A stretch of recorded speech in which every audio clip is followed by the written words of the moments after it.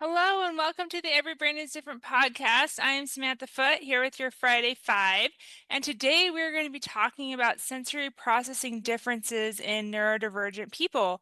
So, sensory processing refers to how our nervous system receives, interprets, and responds to sensory information from the environment. So, this information comes through our senses: sight, sound, touch, taste, and smell, but it also includes proprioception and vestibular input. So, proprioception refers to the body's ability to sense its position, movement, and spatial orientation without relying on vision. So, if you close your eyes, you know where you are just based on your proprioceptive input. So, it involves receptors located in muscles, tendons, and joints that provide feedback to the brain about the body's position and movements in space. Proprioception plays an important role in coordinating and controlling voluntary movements, maintaining balance, and adjusting posture. It helps individuals perform tasks with precision, such as grasping objects, walking, and maintaining stability during various activities.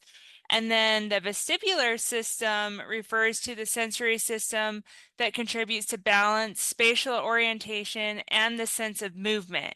It is located in the inner ear and consists of fluid-like structures and sensory receptors that detect the position and movement of the head. So the vestibular system detects gravity and linear acceleration, which is movement in a straight line, and rotational movements like turning your head or spinning. It provides crucial information to the brain about the body's orientation in relation to gravity and the environment. And the vestibular system helps individuals maintain balance, stabilize their gaze, and coordinate movements effectively. So, our sensory processing system allows us to interact effectively with our surroundings, regulate our emotions, and engage in daily activities. So a lot of people are like, why does your sensory system play any role in emotional regulation? If you're overstimulated and too many signals are coming in from your sensory system, then your cup might be too full. And then when one little thing happens, you just have a meltdown because you're too stimulated. And so that can cause emotional dysregulation, where if your sensory system is fine and your sensory processing is fine, when that one thing happens, it doesn't push you over the edge. And in neurodivergent individuals, such as those with autism, ADHD, or sensory processing disorder, sensory processing may differ significantly from neurotypical individuals. And there are four key differences. The first one is sensory sensitivities. A lot of neurodivergent individuals may experience hypersensitivity, which is heightened sensitivity to stimulus coming in or stimuli coming in, or hyposensitivity, which is reduced sensitivity to sensory stimuli. For example, they might be overwhelmed by loud noises, bright lights, certain textures, or strong smells, or they might seek out intense sensory experiences. When I was a kid, I was definitely a sensory avoider. I did not like things touching me. I did not like hugs. I did not like swinging. I did not like spinning. I didn't even really like going in the car. The car made me car sick. And so I was hypersensitive to the sensory stimuli in the environment. But then my son is constantly crashing into things, wanting to swing, wanting to spin, wanting to smell things, like get that strong sensory stimuli. So he is hyposensitive to sensory stimuli. And the next difference that may be found in neurodivergent individuals is difficulty filtering information. Neurodivergent individuals may have difficulty filtering and prioritizing sensory information, and this can lead to sensory overload, where too much sensory input can overwhelm their ability to focus, communicate, or regulate emotions effectively. So that's what we talked about before, where they have so much stuff coming in, they can't decide what it means, or not decide, but they don't know what the sensory stimuli means, and so they get overwhelmed, and that can cause dysregulation in their system. And the next one is varied responses to sensory input. Responses to sensory input can vary widely among individuals who are neurodivergent. Some may avoid certain sensory stimuli where others might seek out specific sensory stimuli to self-regulate or to stimulate themselves. So this is what stimming is.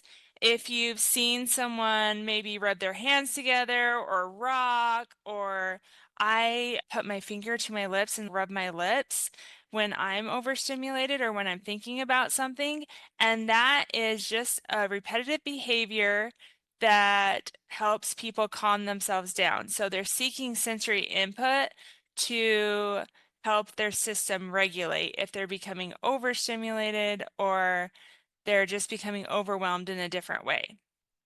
And the fourth thing is impact on daily functioning. Sensory processing differences can impact various aspects of daily life, including social interactions, learning environments, and emotional well-being. Challenges in sensory processing can affect participation in activities, communication, and overall quality of life.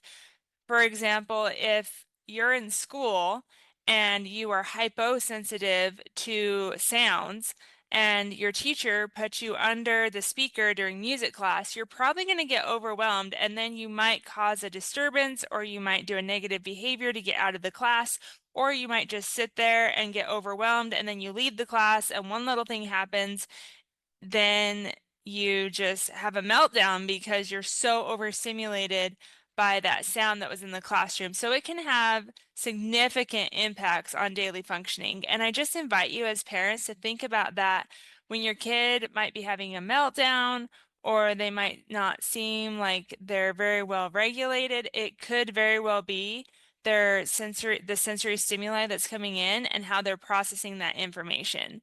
So understanding these differences is crucial for creating a supportive environment and developing strategies that accommodate sensory needs. Approaches like sensory integration therapy, environmental modifications, occupational therapy, and sensory diets are tailored to help individuals manage sensory challenges effectively, promoting better engagement and well-being in daily activities. I highly recommend that if your child is having trouble with sensory integration and sensory processing, that you get an occupational therapy evaluation just to see what's going on. When my son was younger, he did not like touching things. He did not like getting dirty. He did not like anything touching his skin. He didn't like hugs. He didn't like any of that. And it did impact his daily life to where he was afraid to go outside. He was afraid to touch certain things. And so we got him into occupational therapy. And while getting dirty and having things on his skin is not his favorite thing in the world right now, he can tolerate it to where if it accidentally happens, he doesn't have a meltdown and he doesn't have to avoid activities, or he can do what he wants, and he doesn't have quite the same sensory, it doesn't have quite the same sensory impact as it had when he was younger. That is my Friday Five for this week. I encourage you to be curious about your kids' sensory processing things that they have. Are they hyposensitive? Are they hypersensitive?